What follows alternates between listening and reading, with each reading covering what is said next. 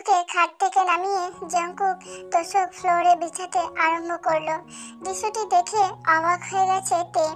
কক্ষে প্রবেশ করে স্বামীর এরূপ আচরণ তাকে ভাবুক করে তুলেছে। আজ তাদের বাসর রাত। ঘটনাচক্রটি ছিল এমন।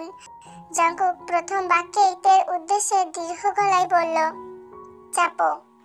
দু হাত দ্বারা মুখের উপর থেকে ঘোমটাটা তুলে কপালে ভাঁজ ফেলে তে উত্তরে বলল, কি চাপাতে বলছেন? তুমি? আমি কি? আরে চাপো না। কোথায় চাপাতে হবে সেটা বলছেন না কেন? পাশে চাপো ইয়ার। কিছুটা অনুরোধ স্বরে বলল জঙ্কুক। পাশে সরো বলতে পারেন না? তখন থেকে চাপো চাপো বলে যাচ্ছেন। খেকিয়ে বলে বিছানা থেকে নেমে দাঁড়ালো তে। পাশে চাপাচাপি থেকে নেমে যাওয়াই ভালো বলে মনে করছে সে। জঙ্কুক ওকে উপেক্ষা করে অবাক করে দিয়ে বিছানায় তোষক নামিয়ে ফ্লোরে বিছাতে নিলে তের উদ্দেশ্যে ফের বলল, চাপো। প্রচুর বিরক্তি নিয়ে দূরে সরে দাঁড়ালো সে। জঙ্কুক চাদর ছুঁড়ে দিল বিছানার দিকে। তারপর একটা বালিশ নিয়ে নতুন চাদর বিছিয়ে আঁখিচোড়া বন্ধ করে সোজা হয়ে শুয়ে পড়ল। তে অবাক হয়ে লেহেঙ্গা ধরে দাঁড়িয়ে আছে। পারিবারিকভাবে বেশ ধুমধামে তাদের বিয়ে হয়েছে। বিয়ের আগে চেনা পরিচয় হয়নি তাদের মাঝে। এক প্রকার পারিবারিক চাপে পড়েই তাদের বিয়ে করতে হয়েছে। তের কেবল অনার্স ফাইনাল পরীক্ষা শেষ হয়েছে। তার স্বপ্ন ছিল চাকরি বাকরি করে নিজের পায়ে দাঁড়াবে, কিন্তু তার এই স্বপ্নকে বাস্তবায়ন করার পূর্বেই বিয়ের বন্ধনে আবদ্ধ হতে হলো। অন্য প্রান্তে জঙ্কুক আমেরিকার একটি কোম্পানিতে ম্যানেজার পোস্টে জব করছে। পড়াশোনা শেষ করার পর সেখানেই তার চাকরি হয়ে যায়। বাবার নির্দেশে ইমার্জেন্সিতে আমেরিকা থেকে সামনের সপ্তাহে তাকে বাংলাদেশে আসতে হয়। বিয়ের ব্যাপারে সে অবগত নয়। বাবা মায়ের কথা ফেলতে না পেরে বিয়ের জন্য রাজি হয়ে যেতে হয় তাকে। দ্বিধাবোধ নিয়ে বাসর ঘরে প্রবেশ করার পূর্বে তার বেস্ট ফ্রেন্ড জিমিনের কথা মনে পড়ে। দ্রুত কল দিয়ে কথোপকথনের মাধ্যমে জিমিন তাকে এমন উদ্ভট আইডিয়া দেয়, যার প্রতিক্রিয়ায় নববধূ জঙ্কুককে পাগল মনে করে কালকেই বাপের বাড়ি চলে যাবে। বুদ্ধি কাজে লাগায় জঙ্কুক। জিমিন যেমনটি বলে অক্ষরে অক্ষরে পালন করে সে। এদিকে তে তীক্ষ্ণ চোখে তাকিয়ে আছে জঙ্কুকের দিকে। ফুল দিয়ে পরিপূর্ণভাবে সাজানো খাট রেখে তোষক নিয়ে শুয়ে আছে একা। তৎক্ষণাৎ জঙ্কুককে স্বার্থপর লোক হিসেবে গণ্য করলো তে। তার কর্মকাণ্ডে বুঝিয়ে দিল এই বিয়েতে তার কোনো ইচ্ছা আগ্রহ কিছুই ছিল না। ঠিক তার মতোই জঙ্কুক এখনো ঘুমায়নি। ঘুমের ভাব ধরে শুয়েছিল। তে হাতের চুড়ি সহ অলংকারগুলো খুলে ড্রেসিং টেবিলের উপর রাখে। আলমারি থেকে জঙ্কুকের একটি ঢিলাঢালা গেঞ্জি বের করে ওয়াশরুমে যায়। জঙ্কুক এক চোখ মিলে পুরো রুমে নজর বুলিয়ে বুঝতে পারে তে বাথরুমে। উঠে বসতে চাইলে দরজা খোলার আওয়াজ পেয়ে পুনরায় সেভাবেই চোখ বন্ধ করে শুয়ে থাকে। তে জঙ্কুকের গেঞ্জি ও প্লাজো পরে ওড়না ছাড়াই বাহিরে এসেছে। জঙ্কুকের দিকে একবার তাকিয়ে লেহেঙ্গার ওড়নাটা দুপাশে জড়িয়ে নেয়। তারপর জগ থেকে পানি হাতে নিয়ে জঙ্কুকের মুখমণ্ডলে ছুঁড়ে মারে। ধরপুড়িয়ে উঠে বসে চোখ পিটপিটিয়ে মুখে পানি হাত দিয়ে মুছে কাট কণ্ঠে বলল, কি সমস্যা? সিম টু ইউ, ভাবলেশীন কণ্ঠে বলল তে। মানে? বিছানা থেকে তোষক নামিয়ে একা একা ঘুমাচ্ছেন কেন? কারণ আমার ঘুম পেয়েছে। তুমি বিছানায় গিয়ে ঘুমাও। তোষক ছাড়া তক্তার উপর তাকে ঘুমোতে বলছে। এ কেমন কাণ্ডজ্ঞানহীন লোক! ননসেন্স! কমন সেন্সটুকু আপনার মধ্যে নেই। তাহলে চলে যাও বাপের বাড়ি, বলে মুখ ফিরিয়ে নিল জঙ্কুক। এতক্ষণে তে জঙ্কুকের আসল কীর্তিকর্ম ধরতে পেরেছে। এমন উদ্ভট কাজের জন্য তে হয়তো বাপের বাড়ি চলে যাবে, এটাই ভেবেছে জঙ্কুক। তে ওড়না গা থেকে নামিয়ে গলার দুপাশে ঝোলালো। মনে মনে কিছু একটা ভেবে গুরুগম্ভীর কণ্ঠে শুধালো, আপনি বিছানার ওপর ঘুমান। জঙ্কুক তের দিকে তাকিয়ে না উচ্চারণ করার পরের মুহূর্তেই ভ্রু কুঁচকে বলল, তুমি আমার গেঞ্জি পরেছো কেন? এতক্ষণে জঙ্কুক তার গেঞ্জি লক্ষ্য করেছে। এর আগে ওড়না দিয়ে ঢাকা ছিল, তাই নজরে আসেনি। তে বলল, কারণ সামনে পিছনে কোথাও আপনার নাম লেখা ছিল না, তাই প্রমাণিত এটা আপনার গেঞ্জি না। এই জন্যই পরতেও সমস্যা নেই। জঙ্কুক থেকে বোকাশোকা প্রকৃতির মেয়ে মনে করেছিল, কিন্তু তে সেটি নয়, সেটা সে বুঝতে পেরেছে। এবং সে এটাও বুঝতে পেরেছে যে দুর্বল স্বভাবেরও নয়, চঞ্চলা উগ্রচণ্ডী স্বভাবের মেয়ে, যার মধ্যে বুদ্ধির ক্ষমতাও বিদ্যমান। জঙ্কুক উগ্র ভাব নিয়ে বলল, এটা আমারই গেঞ্জি, খুলে ফেলো বলছি। আচ্ছা, বলে ওড়না সরানোর আগেই জঙ্কুক নজর বাঁ দিকে ঘুরিয়ে উৎকণ্ঠে বলল, কি করছো কি তুমি? কি করছি? আমার সামনে দাঁড়িয়ে গেঞ্জি খুলছো? লজ্জা শরম নেই? নেই, মুখে মুখে জবাব দিল তে। যাও ওয়াশরুমে। যাবও না, খুলবও না। জঙ্কুক তের পানে চেয়ে তেজি কণ্ঠে বলল, তুমি তো দেখছি ভীষণ অভদ্র। তে আঙুল তুলে ভাব নিয়ে বলল, সমস্যা প্রচুর, তাহলে চলে যান আমেরিকায়। জঙ্কুকের মুখ কিছুটা হা হয়ে গেল। প্যাচে ফেলে তার কথা তাকে ফিরিয়ে দিচ্ছে। তে চঞ্চলা নয়, উড়নচণ্ডী চালু চতুর মেয়ে। জঙ্কুককে মুখ হা করে ভাবতে দেখে তে তুড়ি বাজিয়ে বলল, ভাবা ভাবি পাশে রেখে উপরে গিয়ে শুয়ে পড়ুন, নয়তো বাড়ির সবাইকে ডেকে আপনার কর্মকাণ্ড দেখাবো। থ্রেট করছো আমায়? সঙ্গে ব্ল্যাকমেল শব্দটিও যোগ করুন। জঙ্কুক দ্বিধায় পড়ে যায়। উপায় না পেয়ে রাগে ফুঁসতে ফুঁসতে ওপরে ওঠে। চাদর কোনো রকমে বিছিয়ে শুয়ে পড়ে। তে ফ্যানের পাওয়ার বাড়িয়ে আইসি ভাব নিয়ে বালিশে মাথা রাখলো। জঙ্কুক ক্রোধে ফেটে যাচ্ছে। ইতিমধ্যেই তে জঙ্কুককে উদ্দেশ্য করে বলল, লাইটটা অফ করে দিন। জঙ্কুকের রাগ আসমান ছোঁয়ার উপক্রম। ক্ষিপ্ত হয়ে উঠে বসে বলল, আমাকে হুকুম জারি করছো? সাহস তো কম না তোমার? লাইট অফ না হলে সবাইকে ডেকে বলবো আপনি আমাকে ফ্লোরে ঘুমাতে দিয়েছেন। দাঁতে দাঁত চেপে বসে থাকে জঙ্কুক। সবাইকে ডেকে যদি বলে দেয়, চোখে দেখা বিষয়টি সকলেই বিশ্বাস করে নেবে। তার কথা কেউ বিশ্বাস তো দূর, পাতেই তুলবে না। শেষে সম্মান নিয়ে টানাটানি পড়ে যাবে তার। ভেবেছিল কি আর হচ্ছে কি, সব জিমিনের দোষ। ওর ফালতু আইডিয়ার জন্য আজ তাকে ভুগতে হচ্ছে। কথাগুলো ভাবতে ভাবতে জঙ্কুক খাট থেকে নেমে লাইটটা অফ করে রেগে মেগে খাটে ধপ করে বসতে নিলেই তক্তার কারণে পিছনে ব্যথা পায়। রাগের বশে ভুলে গেছিল যে বিছানার তোষক নেই। তে বিষয়টি বুঝতে পেরে ঠোঁট কামড়ে হাসি থামানোর চেষ্টা করে। পিছনে হাত বোলাতে বোলাতে শুয়ে পড়ে জঙ্কুক। কিন্তু শক্ত সোজা তক্তার উপরে কি ঘুমানো এত সহজ? রাগে কষ্টে মন চাচ্ছে আমেরিকায় পালিয়ে যেতে, তবে এখন এটাও সম্ভব নয়। তেকে এই মুহূর্তে শুধু মেয়ে নয়, বিষাক্ত মেয়ে উপাধি দিলেও কোনো অংশে কম হবে না। সকালে দরজায় কড়া নাড়ার শব্দে ঘুম ভেঙে যায় তের।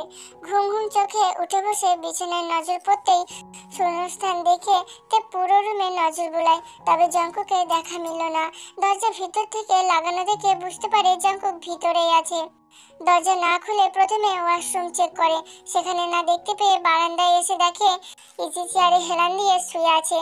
জঙ্কুকের ঘুমন্ত মুখশ্রীতে সোনালি রোদের মৃদু আভা ছুঁয়েছে। এতে তার ঘুমের ব্যাঘাত ঘটাতে পারেনি। একটু খেয়াল করে দেখলে বোঝা যায় তার অভিনব স্বামী দেখতে বেশ চমৎকার সুদর্শন। গায়ের রং শ্যামলা বর্ণে হলেও মানুষটির চোখ নাক মানানসই। রয়েছে তার সুগঠিত শক্তিশালী দেহ। হয়তো বডি ফিটনেসের দিক থেকে খুবই সচেতন। ভাবনায় ব্যাঘাত ঘটে কড়া খাতে। তে জঙ্কুককে ডাকার জন্য উদ্যত হতেই তখনই একটি কালো রঙের বিড়াল তার পায়ে খামচি কাটে। তে ছোট করে চিল্লিয়ে লাফিয়ে লাফিয়ে দ্রুত জঙ্কুকের কোলের ওপর পা উঠিয়ে ঘাপটি মেরে বসে যায়। জঙ্কুক হকচকিয়ে উঠে চোখ পিটপিট করে তের দিকে তাকায়। বিড়ালটি তখনও তের দিকে তাকিয়ে উগ্র কণ্ঠে ম্যাও ম্যাও করছিল, যেন সে কোনো কারণে তার উপর প্রচণ্ড ক্ষেপে আছে। প্রধানত বিড়ালটি পরিবারের সদস্য বাদে অপরিচিত কাউকে পছন্দ করে না, তাই তেকে দেখে বিড়ালটি রেগে যায়। জঙ্কুক বিড়ালটির দিকে তাকিয়ে বুঝতে পারে বিষয়টি। তে লাফিয়ে ওঠার কারণও সে বুঝে যায়। তবে এক কেমন কাণ্ড, তে একদম বাচ্চাদের মতো কোলে উঠে বসে আছে। জঙ্কুক তের খুবই কাছাকাছি ছিল। তের শরীর থেকে মিষ্টি স্মেল তার নাকে এসে লাগে। জঙ্কুক কিছুক্ষণের জন্য আনমনা হতে গিয়েও নিজেকে নিয়ন্ত্রণে এনে তেজি কণ্ঠে বলল, নিচে নামো। বিড়ালটিকে যেতে বলুন। তুমি নামো, ও কিছু বলবে না। না, আগে ওকে সরান। কথাটি বলতে বলতে আরেকটু চেপে বসলো তে। জঙ্কুক বিড়ালটির নাম ধরে ডেকে হাতের ইশারায় চলে যেতে বলল, মিহু চলে যাও। মেয়াও আওয়াজ তুলে বিড়ালটি জঙ্কুকের ইশারা বুঝতে পেরে চলে যায়। তে এটা দেখে নেমে পড়ে। এখন সে কিছুটা বিব্রত বোধ করছে। সেভাবে চড়ে বসাটা ঠিক হয়নি, তবে সে ইচ্ছা করেও বসেনি। বিড়বিড় করে বিড়ালটির উপর ক্ষোভ প্রকাশ করে তে। তারপর বলল, কে যেন এসেছে। কে কথাটা সম্পূর্ণ করার আগেই করাঘাত শুনতে পায় জঙ্কুক। বুঝতে পারে তে কার কথা বলছে। রুমের দিকে এগিয়ে যায়। তোষক বিছানায় উঠিয়ে চাদর ঠিকঠাক করে দরজা খুলে দেয়। হুমড়ি তুমড়ি খেয়ে জঙ্কুকের বড় ভাবি আয়ু ও তার ছোট ননদ ন্যান্সি প্রবেশ করে। আয়ু কৈফত স্বরে জানতে চাইল, কি ব্যাপার, বাসর পালন করা এখনো হয়নি? জঙ্কুক রাতের পুরো ঘটনাটি একবার পুনরাবৃত্তিতে ভেবে নেয়। নীরবে সরু নিঃশ্বাস ফেলে বুঝতে না দিয়ে লজ্জা মিশ্রিত হাসি প্রদান করে বলল, না ভাবি, ভাবলাম আর এক গেম হবে। তার মধ্যেই বিদেশে থাকতে থাকতে সরম ভরম সব গেছে তোর ভাইয়া, আফসোস স্বরে বলল ন্যান্সি। তুই কান চেপে রাখ, এখানে ভাবি দেওয়ারের কথা হচ্ছে। গেলাম বলে সেখান থেকে প্রস্থান করলো ন্যান্সি। আয়ুতের কাছে এগিয়ে এসে বলল, আমার দেওর রোমান্টিক কেমন তে? প্রচুর রোমান্টিক, লজ্জা ভঙ্গিতে বলল তে। জানি তো, একদম বড় ভাইয়ের মতো। তে মুচকি হাসি প্রদান করে আর চোখে জঙ্কুকের দিকে তাকিয়ে মনে মনে বলল, আমেরিকান গাধা। জঙ্কুক কপাল চুনকানোর ভঙ্গিতে মিনমিন স্বরে বলল, মিথ্যুক কোথাকার। বিষণ্ণ মনে হেঁটে চলেছে জঙ্কুক। এরিয়াটা ছিল একটি পার্ক। ঝিরিঝিরি বাতাসের সঙ্গে চাঁদবিহীন নির্জন চিকন সিমেন্টের পথ দিয়ে সামনের দিকে অগ্রসর হচ্ছে। সামনে একটি খালি বেঞ্চ দেখে সেটাতে বসে পড়ে। আজ সে আমেরিকা থেকে বাংলাদেশে এসেছে। বাবার জরুরি তলব বলতে তার বিয়ে। জঙ্কুকের বড় ভাই পালিয়ে বিয়ে করেছিল, যার কারণে জঙ্কুকের বাবাকে অপমানিত হতে হয়েছে আত্মীয় স্বজনদের কাছে। বাধা বিপত্তি পেরিয়ে বহু কষ্টে তাদের মেনে নিয়েছে। ছোট ছেলে যাতে একই কাজ না করতে পারে তার জন্যই তাকে তাড়াতাড়ি বিয়ে দেওয়া হচ্ছে।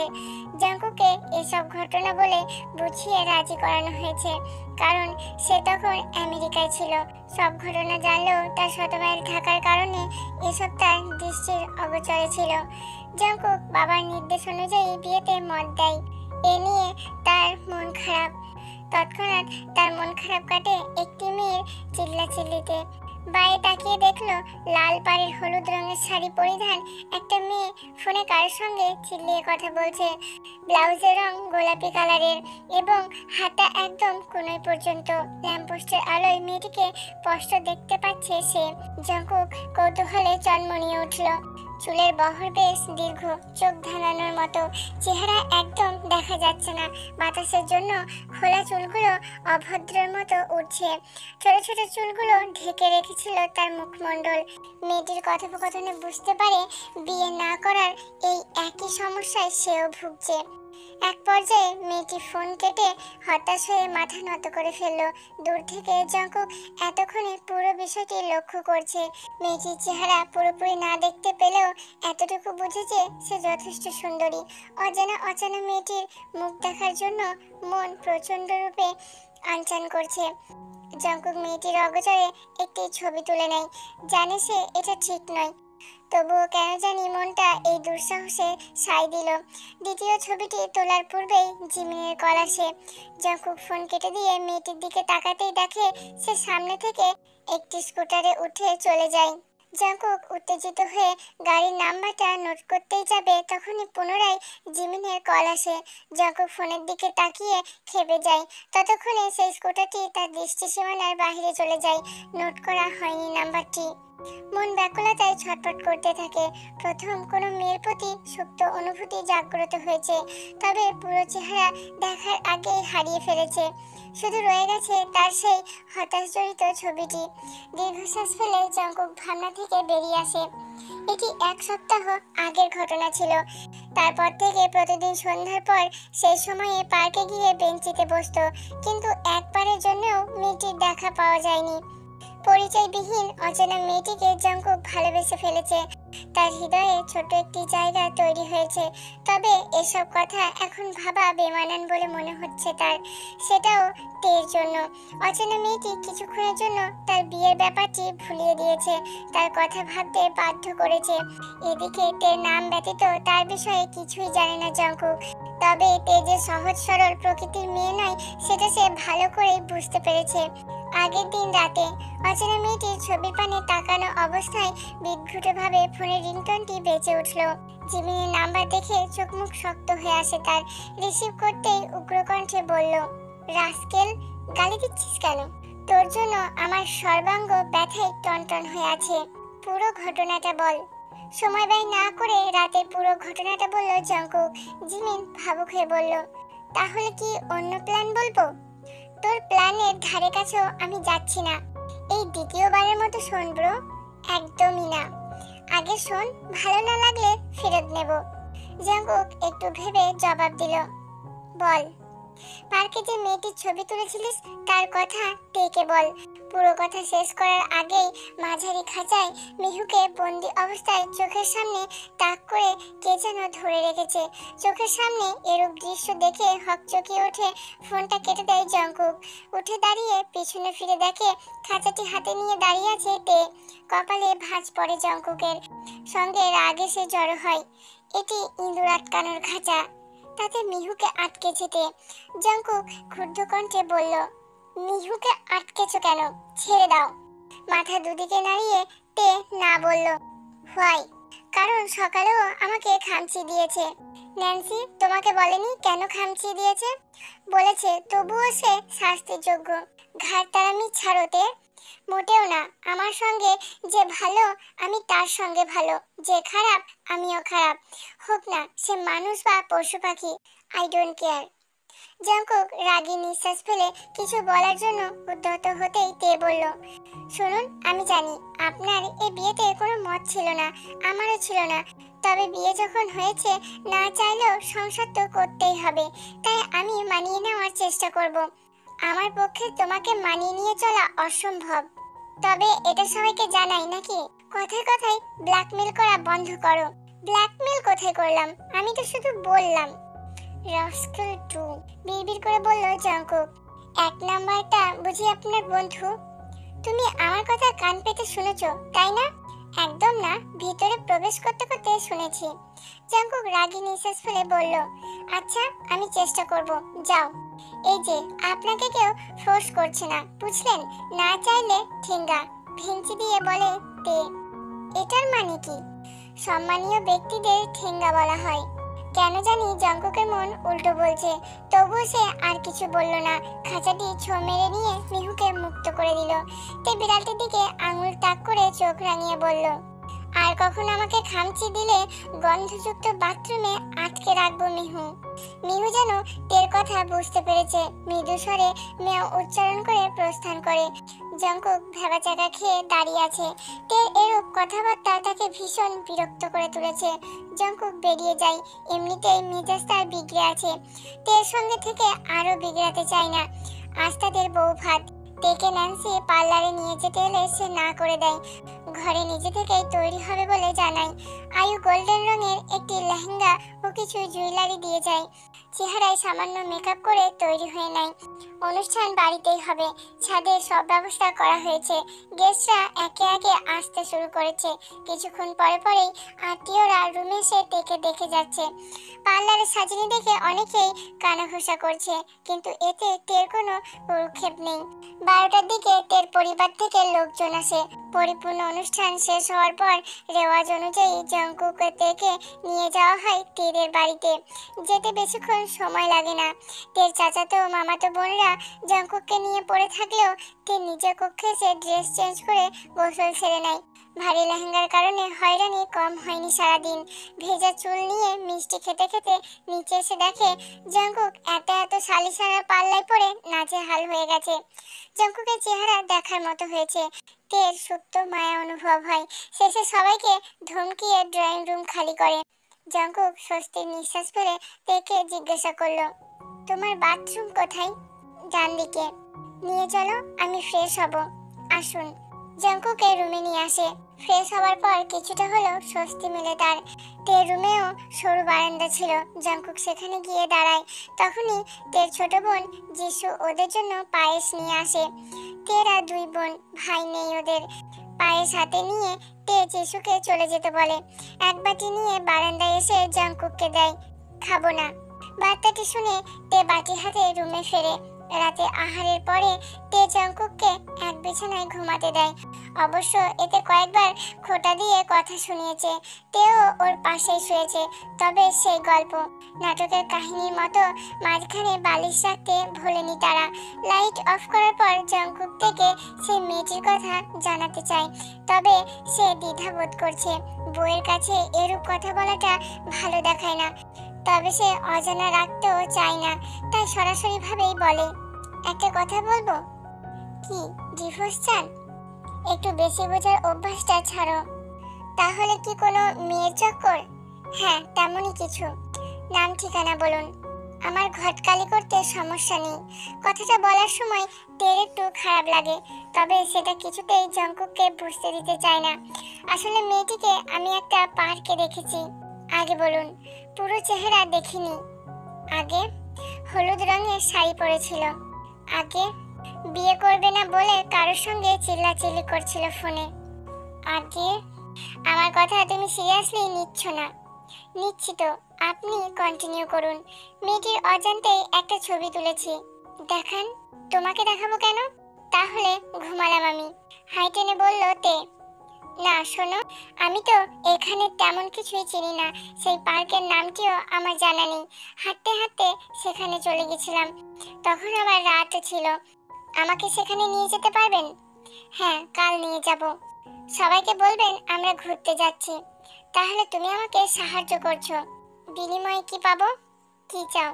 আপাতত কিছু মাথায় আসছে না, পরে জানাবো। আচ্ছা বলে ওপাশ ফিরে ঘুমালো জঙ্কুক।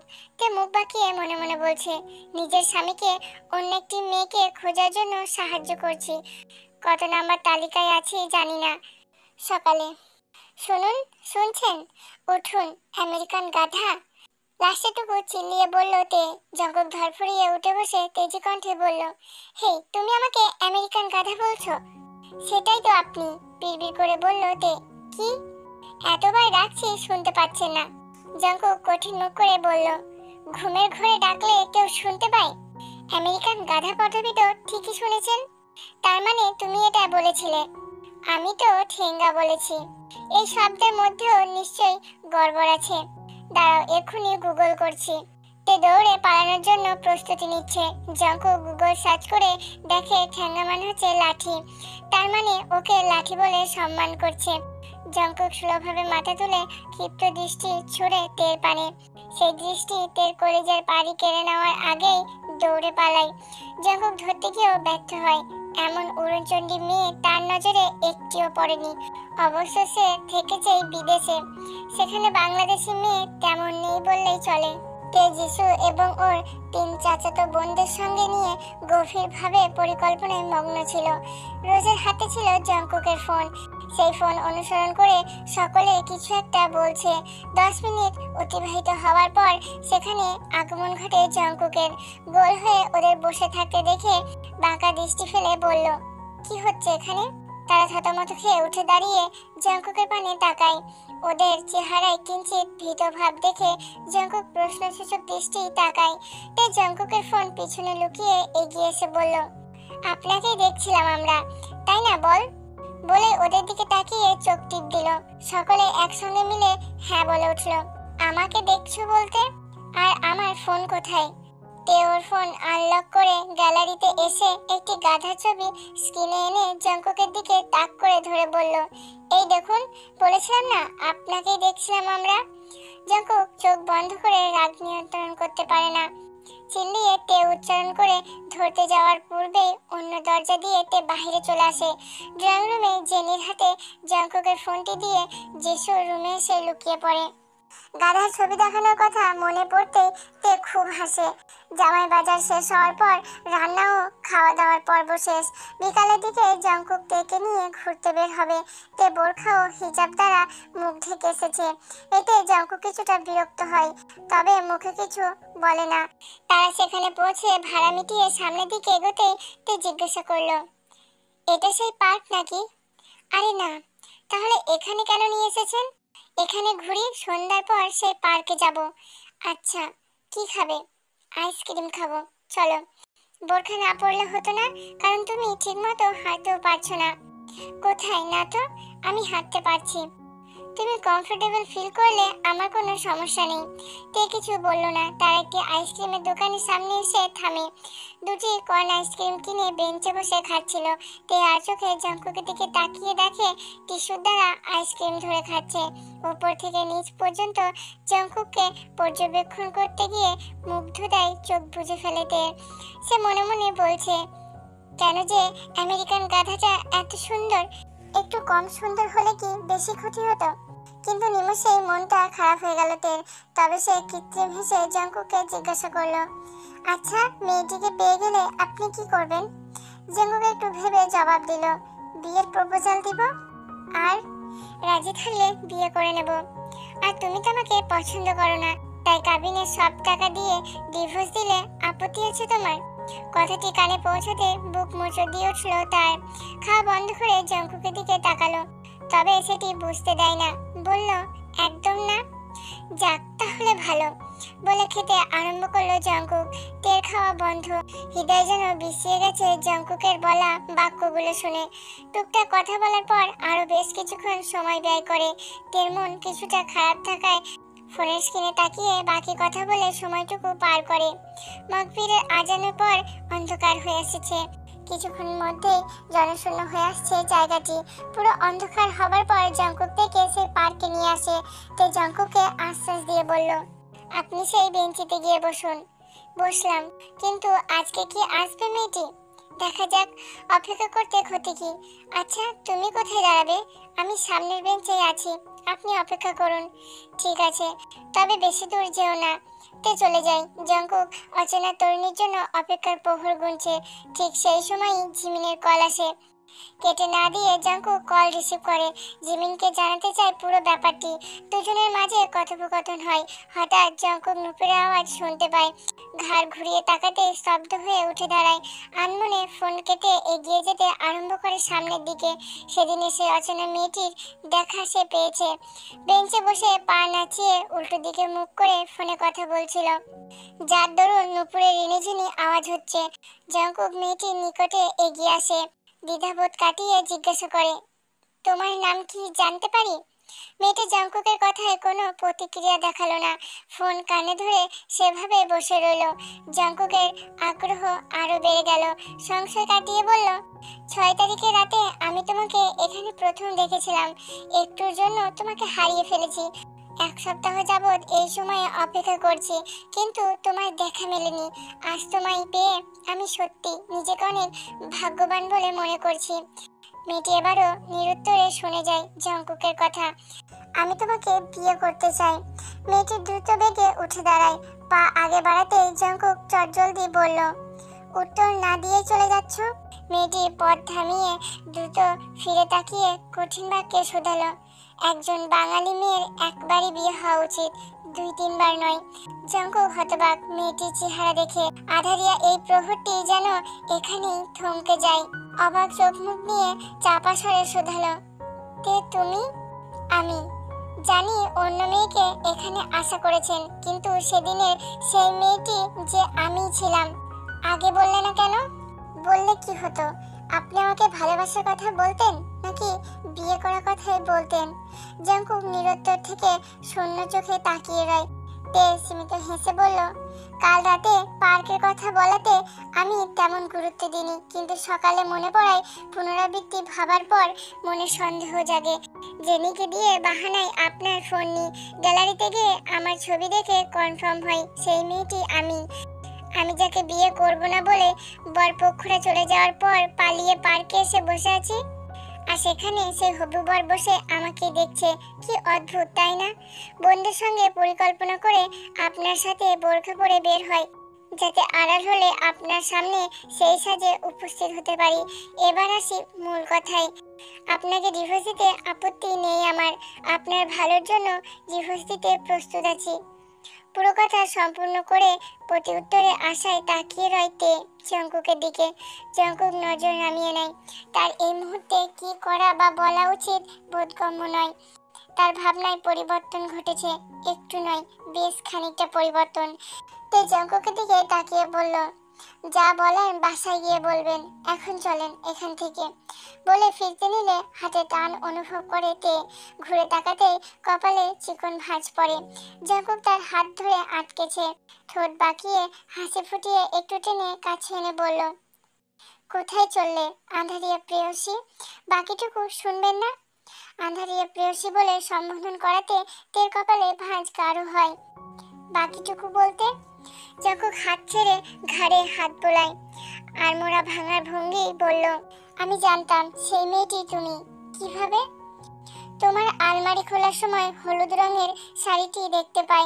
তুমি রুম থেকে বের হওয়ার পর কৌতূহল মেটাতে আলমারি খুলে শাড়িটা বের করে দেখি এটি সেই শাড়ি ছিল। সঙ্গে ছিল গোলাপি রঙের ব্লাউজ। সেদিনের সেই স্কুটারটি ছিল লিজার, যেটা আজ সকালে চালিয়ে তোমাদের বাড়িতে এসেছে। সেদিন রাতে স্কুটারের নাম্বার নোট না করতে পারলেও কালার আমার ঠিকই মনে আছে। আমি বুঝতে পারি তুমি সেই মেয়ে। লিজাকে আড়ালে ডেকে জিজ্ঞাসা করার পর তোমার কথা বলে দেয়। আমিও বিষয়টি লিজাকে খুলে বলি, সঙ্গে গোপন রাখার নির্দেশ দিই। লিজা বিষয়টি গোপন রাখে। ড্রয়িং রুমে তোমরা যখন পরিকল্পনা আঁকছিলে সেটা বুঝতে পারি। পটমলে হাঁটার সময় বোরখার নিচে তোমার শাড়ির পাড় দেখে অগোচরে হেসে ফেলি। আর কিছু বলতে হবে বলে মনে হচ্ছে না আমার। বলতে বলতে মুচকি হাসে জঙ্কুক। তে থতমত খেয়ে তাকিয়ে রয়। তার থেকে এক ধাপ এগিয়ে আছে জঙ্কুক। তৎক্ষণাৎ মাথা কিছুটা নুইয়ে পরক্ষণেই তুলে বলল, আপনার আমার মাঝে তফাৎ অনেক বেশি। আমি স্টপ, আমাকে বলতে দাওতে। জোরপূর্বক ভাবে থামিয়ে দেয় জঙ্কুক। সরু নিঃশ্বাস টেনে বলল, বাসর ঘরে তোমাকে দেখে আমার ভালো লেগেছে। কেন জানো? তোমার মধ্যে দুষ্টু মিষ্টি মিশ্রিত স্বভাব আমাকে তোমার প্রতি আকৃষ্ট করতে বাধ্য করেছে। তোমার আচরণ আমাকে বিমোহিত করেছে। আমি সিদ্ধান্ত নিলাম তোমাকে আমার করার আগে একটু বাজিয়ে নিই। তাই সেদিন রাতে সেই মেয়েটির কথা বললাম। কিন্তু তোমার প্রতিক্রিয়ায় সরাসরি রাজি হওয়ার দরুন বুঝলাম তুমি আমাকে পছন্দ করো না। শাড়ি দেওয়ার পূর্বেও লিজার সঙ্গে কথা বলার আগে আমি তোমাকে বলতে চেয়েছিলাম যে পার্কে যাব না, কেননা আমি তো তোমার মুগ্ধতায় পরিপূর্ণভাবে আটকে গেছি। এখন সেই মেয়েটির প্রতি ভালোবাসার অনুভূতিটা ফিকে হয়ে পড়েছে। তবে তুমি সেই মেয়েটি ভাবতেই আমার ফিকে হয়ে যাওয়া ভালোবাসা আরো 3 গুণ বেশি বেড়ে যায়। জঙ্কুক থামলো, বড় দীর্ঘশ্বাস টেনে আকাশের দিকে তাকিয়ে আবার বলল, আজকে চাঁদবিহীন আঁধারিয়া এক প্রহরে তোমায় দেখা পেয়েছি। অজান্তেই ভালোবেসে ফেলেছি। তুমি আমার জীবনের এক চিলতে আঁধারিয়ায় প্রণয় নিয়ে উপস্থিত হয়েছ। সব অন্ধকার অভিশপ্ত হয় না, কিছু অন্ধকার মধুর হয়। তাই যত্ন করে নাম দিয়েছি তোমার আঁধারিয়া প্রেয়সী। হবে কি তুমি আমার পুরোপুরি অর্ধাঙ্গিনী? লাস্টেরটুকু বলে ডান হাত বাড়িয়ে দিল তের দিগট। সর্বত্র দ্বিধাবোধ ছুঁড়ে ফেলে তে হাত রাখে জঙ্কুকের বিশ্বস্ত হাতের মাঝে। প্রেয়সীকে কাছে টেনে আলিঙ্গনে আবদ্ধ করে নেয়। মিল হয় দুটি পবিত্র আত্মার। আজ আকাশে পূর্ণিমার চাঁদ। ফটফটে আলো সর্বত্র ছড়িয়ে পড়েছে তাদের ঊর্ধ্বে। প্রণয়নের সূচনা আঁধারিয়া এক প্রহরে হলেও শেষ হয় দ্বিতীয় পূর্ণিমাময় রাতে। অদ্ভুত বিষয়, চাঁদের আলোয় নরনারীর দুটি ছায়ার বদলে একটি ছায়া রাস্তায় দেখা যাচ্ছে।